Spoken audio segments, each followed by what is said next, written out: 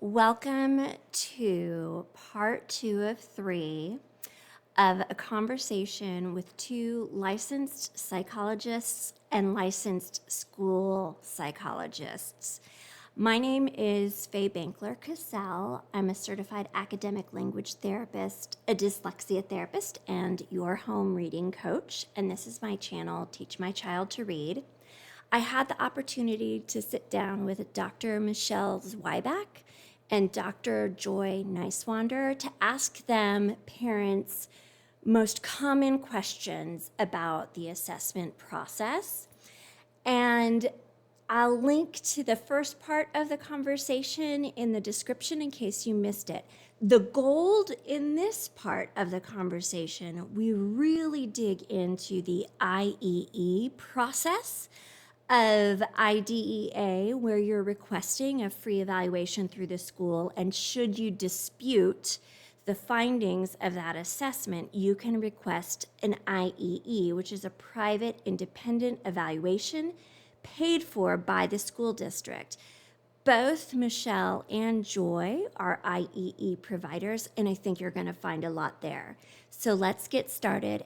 I think an educational diagnostician could do it, dyslexia, but they would maybe miss if there's something else going on instead, like ADHD or 100%. depression or anxiety. Yes, if you're going to pay and do private, get the whole big picture. Great. So tell me about when you write a report, what kind of things are parents going to see on there? We always include like background history that they gave us about their child, like social history, educational history, medical history. It'll include scores of all the tests. The way I do it is I put the scores in the back of the report. So if you're looking at a bunch of numbers and you don't know what they mean, you can look at them if you want to, but Great. I keep it more like narrative in the report where I describe what the scores mean, really, like how the child performed on the test and what that means for them. And then diagnosis will be there, prominently displayed if there is one, and recommendations. So bullet points, hopefully easy to read. Here's what you should do next based on the results. I think that we also both try to include strengths. So Yes. here's the things that they were really good at, and Right. here's how we can play into those strengths.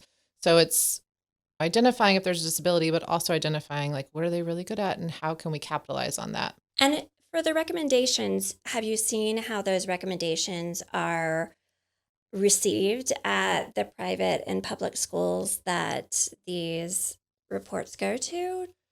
That's the number one thing that I pride myself on is like making recommendations that are going to be applicable to that child's life. So I try to seek feedback from the schools. Was that a good recommendation? Were you able to implement that? Did really getting feedback on what's useful for the child, but also what's realistic for the school as well. I've had principals call me once they get the report and say, hey, let's talk about this. And what exactly does this mean? How can I make this fit at my school? And that's like the best thing ever when you can collaborate and they're literally reading your report. But you never know, are they even reading it? And when they really do take the recommendations and they seem very thankful, oh, yes, this is going to help the child and we know exactly what to do now. That's great. We've learned. So I think I know I've read Michelle's reports too. Like we've both really tried to tailor our recommendations to like, here's the 10 things that you need or whatever, like not any more than a page. Less is more, we've found out. Yeah, which is actually harder because then you have to really tailor it to that child. But I think it's more valuable that way. Of course. You had touched on, but I just want to circle back to the idea of a kid getting identified as dyslexic, but maybe not needing school-based services. Can you talk a little bit about circumstances where you see that's applicable? Maybe correct me like what you meant, but I don't even know if I would say they don't need school-based services, but I think that their impairment is not severe enough that the school feels justified that they have to provide it. I agree. Yeah. Yes. Yeah, that's exactly Yes. The school will give a 504 plan, accommodation plan, but there is a broader question of every child with dyslexia is going to naturally struggle and not work at their highest level. And do And they they all deserve have different ability levels, right? And if you think about, say, there's a mild case of dyslexia, but all the kids in their grade that are getting dyslexia services don't even know all their letters yet. putting them in a group with kids that don't match their level, like that might not be helpful either, which I would think that would be a good case for going with private dyslexia services. And I think public schools do the very best they can, and we have a lot higher need than we have professionals to meet that need. So it's tricky. We need more. We need more of you. Right. What would be a sort of scale for a private evaluation where you're specifically looking for learning disabilities or maybe some of You mean these? like price range? Yes. And I know It can vary. I know it can vary regionally, but give me Maybe in Texas you can expect $1,400 minimum, right? To maybe up to $2,500 possibly. Yep. And I know a lot of families ask the insurance question or any kind of how can I help get this paid for? Do you have anything to speak to on that? In my experience, I don't know anybody who's ever gotten it covered by insurance because it's not medical. It's not a medical necessity, and the school district should be able to do it. Even if you're a private school family, you can request it through the school district. So for that reason, insurance companies wouldn't cover it. So I know we are not in network with any insurance companies pretty much for that reason.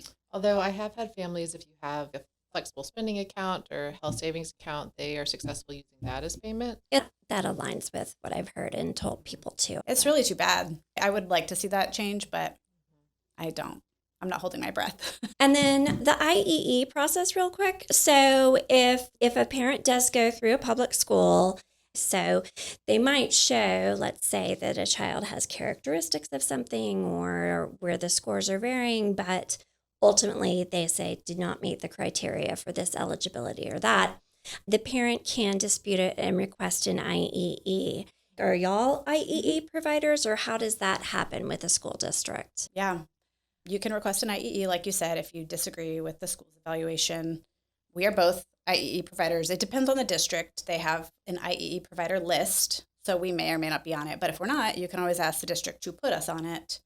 And basically, the district would have to pay for a second evaluation.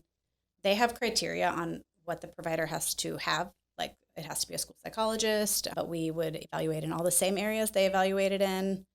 And the district has to consider the results of our evaluation, but they don't necessarily have to do what we say. So if we disagree with the school district, they can still say, nah, we're not going to take your recommendations. But I have had a lot of success where maybe the school said one thing, I said another thing, and then they reviewed it and said, oh, like we hadn't seen it that way, so let's do something different. So it can be helpful. And in fact, at the beginning, I mentioned some school districts will always take the private evaluation and say we have to do our own testing anyways. Yes. So that would be a good case to just go to the school first. And then if you don't like it, that's when you request your IEE. That way you get both. You don't even have to pay for it this time. You know, if you do it, if it's an IEE, yeah. And then the school has already done theirs. So then they can consider all of the information without dragging things out too much longer. Would you add anything to that?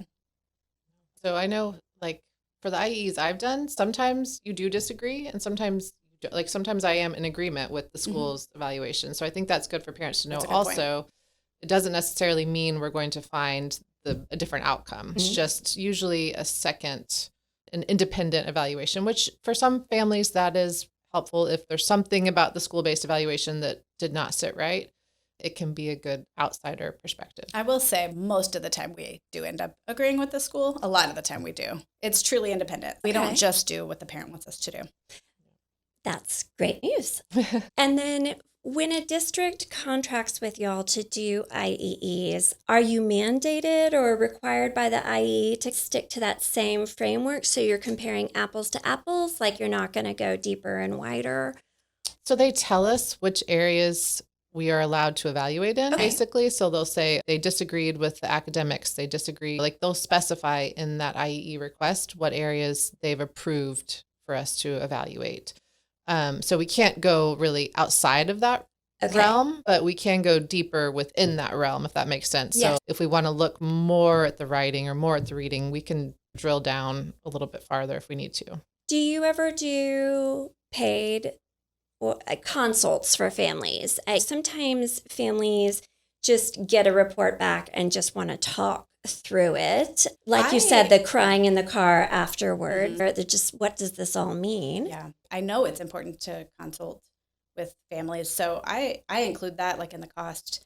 At least when I'm evaluating them, I'll talk with them as many times as they need to afterwards. And I really will talk with them a lot ahead of time to see if this is even what they need. So we'll talk about what it looks like, what are their goals. If I don't think I'm the right fit, I will give them recommendations to go elsewhere. Sometimes I tell them, you should have the school evaluate. There's no reason that you should pay for it. That's my favorite part of this job is consulting with families. Same. It's really nice to feel like you're getting to know children and their families and that you have some way to guide them. So I'm the same. If they came with someone else's report, I'd be happy to help understand it. Yeah, I have done that before. They showed me the school's report and asked what I thought. And I said, it's a good report. Don't hire me. Yeah. Like, you should believe the school.